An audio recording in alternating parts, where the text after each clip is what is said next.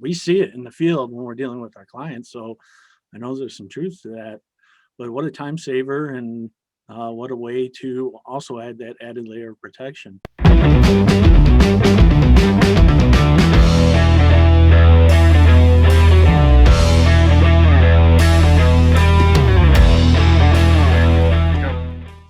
Hi, my name is Bob Carroll. I'm the Executive Vice President at Permanent Solutions Labor Consultants, and I'm your host for this episode of Employee Relations Words of Wisdom.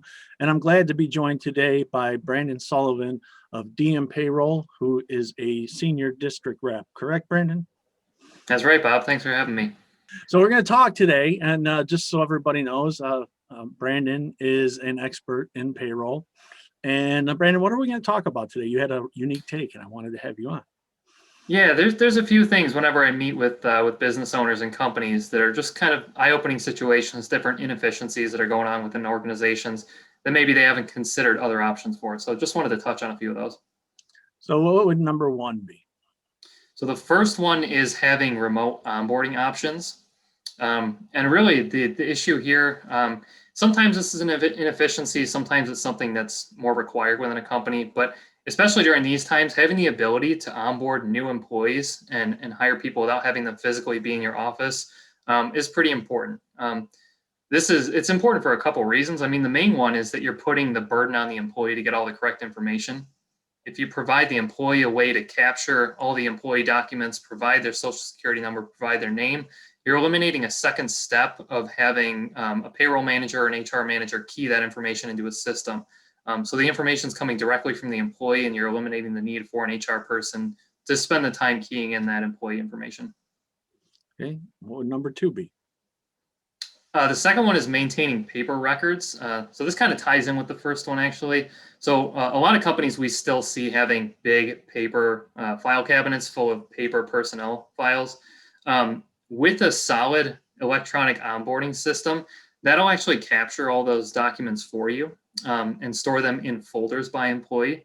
So a good system will have folders for each employee and subfolders to where you can keep all that information electronically, not have to store it in paper, and also allow you to upload custom documents. So obviously, other than the new hire paperwork that we're capturing, throughout the life cycle of an employee, you'll find more documents, and those can be scanned and uploaded to a decent electronic document management system.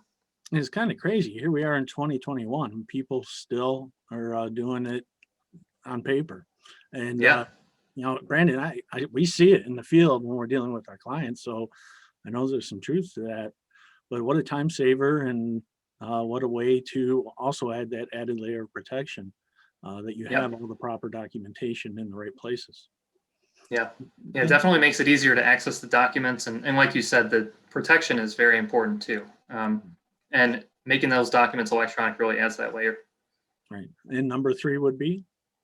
The number three thing that we see is maintaining multiple employee databases, and especially maintaining those manually. So what I mean by that, businesses to maintain their employees, and just within the full package of HCM, there's different systems between payroll, time and attendance, retirement plans, your benefits system. All those have employee demographic information. And a lot of times we see those systems completely separate. And this poses problems for when you either change existing employees or add a new employee. So if I'm in the payroll department and I add a new employee that we hired, once that employee is eligible for the retirement plan, they need to be updated in the retirement plan system. They need to be updated for benefits when they're eligible, and added to the timekeeping system for sure. And if you're doing all those manually, it's very easy to either skip out on adding that employee to one of those, or to just make it a data entry error and key in some information so that the data is no longer in sync in the systems. It causes a lot of problems when data is not in sync between those systems. Yeah, as you were talking, I'm thinking, wow, in my world of labor consulting, one of the things that are going to be key, and we're already starting to hear some commotion under the Biden administration, one of the big changes is with the National Labor Relations Board. And in our world, we deal with union campaigns. And one of the biggest hurdles that we have to overcome in a short amount of time when we get hit with a union campaign is getting the records in order. And, if they're done in multiple systems, and that is what we see, by the way, is several companies from small, medium to large working off of multiple systems. And we have to have specific data to the National Labor Relations Board by law in a short order. And if you have that all over the place, we spent hours. We've had HR people in tears breaking down trying to get this information, which should be at your fingertips. So I can't agree with you more. Yeah.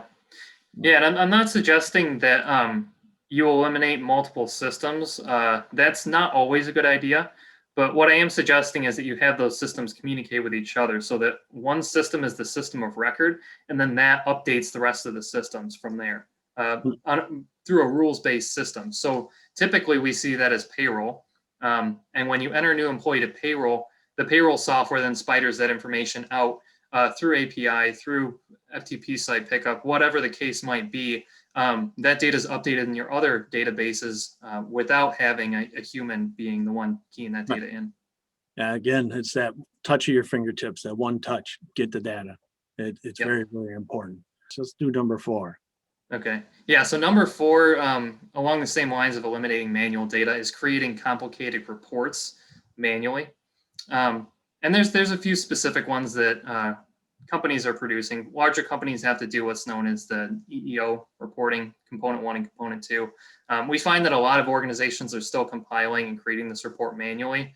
A good record keeping system is able to produce this report that has all the data. Like a good payroll software will be able to produce this report for you, eliminating the need to collect all that data, put it in the format manually. And just with a couple clicks, a good system will be able to produce that. Similar thing with going through a workers' comp audit.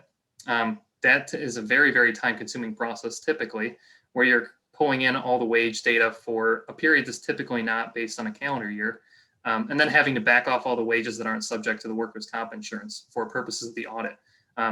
Again, having a system in place that can automate that for you, and with a couple clicks, pull that report down and do all the work that you've been doing manually for you is a massive time saver when your workers' comp audit comes around. So certain reports like that, a good system and partnering with a good company that can help you manage your data and produce these reports for you is a big time saver. And it also eliminates that risk of manual error. Okay, and the last one is having CPAs or having 1099s done in-house, correct? Yeah, and this one's a little bit nuanced, I suppose. This has more to do with the year-end forms, like you mentioned, with Form 1095. I'm sorry, 1099, not 1095. With 1099s, a lot of times companies don't want to pay them through payroll, which makes complete sense. You don't want to have the added cost of paying another person through payroll. Your contractors, they're typically paying those in-house through their accounts payable department, whatever the case might be.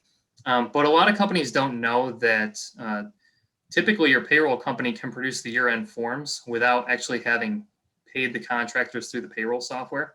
So you can eliminate that month-to-month expense of having those contractors on the payroll system, but still have the company produce the forms for you for typically a relatively inexpensive incremental cost. You're already paying a base fee for some year-end forms. Typically having the payroll company produce the 1099s is going to be cheap compared to having a CPA do it for sure, or even having someone in-house do them. So just knowing that that's an option with a lot of companies, I recommend reaching out to your payroll company. If you're doing the 1099s manually, reach out to them and see if they'll produce the forms for you at the end of the year, even regardless of whether you're paying them through the payroll system. They really just need the wage data and a couple pieces like that to produce the forms. It's pretty simple and very cost effective. So Brandon, from everything that I'm hearing, is these all sound like we were calling them at first when I wanted you to come on, we were saying mistakes, and then I don't think mistakes is the right word either. Yeah. I think what you just brought is opportunity. Yeah. Opportunity to save money, opportunity to save time, opportunity to be more efficient. Now, I did not give you the time at the beginning of the show to properly introduce yourself. Let's do that now. So you work with a company called DMPayroll. What do you do? That's correct, yeah. What do you do at DMPayroll? And this is your chance for a little plug here as well. Sure. So I'm in charge of, I'm on the team for new business at DMPayroll. So I'm working with business owners with HR and finance leaders to work with them to do exactly what we just talked about, to add efficiencies to their process, eliminate inefficiencies, and really save them time and money. And we do that with our payroll processing software. So our firm provides our clients a hosted software platform that allows them to process payroll. We obviously handle all the payroll related tax filings, and then we get into the HR side of things as it relates to payroll as well.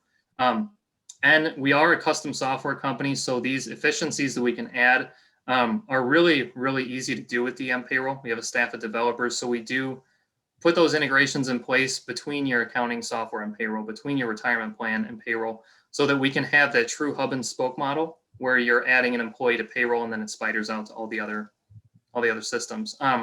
So we are a payroll company, but DMPayroll is also a very technology-oriented software company as well. So one last question, since you are a rep with DMPayroll, and I'm throwing you a curveball here, okay? Sure. As you spoke, you sold me. You showed me that this is an investment. This is something worth looking at. How long would it take to say you have a run-of-the-mill, say average company size of 50?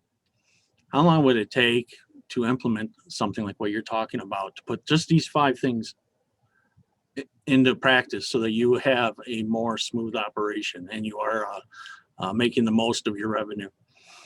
Sure. Yeah. So the approach that DM takes to transitioning a new client onto DM software is very unique. We take care of collecting all the company's existing employee data. And if they're switching mid-year, we collect all the payroll data as well for tax filing and W-2 purposes and 1099s for year-end processing.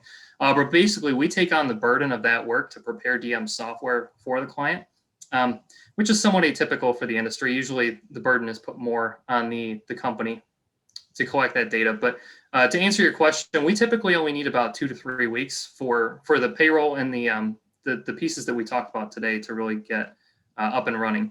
And like I mentioned, we'll take over from there as if the client was running from January 1. So if it's mid-quarter, we'll take care of Form 941 for the entire quarter. We'll file 940 in full for the year, and then issue 1 W-2 or 1099 to each worker for the year. Very good. That's 5 ways to optimize your payroll services. If you have any questions, I'm going to leave Brandon's contact information at the end of the video. Feel free to get a hold of Brandon. If you have any questions about HR or labor, feel free to get a hold of me. Brandon, it was a pleasure to have you today. Yeah, I appreciate you having me, Bob. This is great. Yeah, thank you so much. And for everybody out there, we'll see you next week on Employee Relations Words of Wisdom.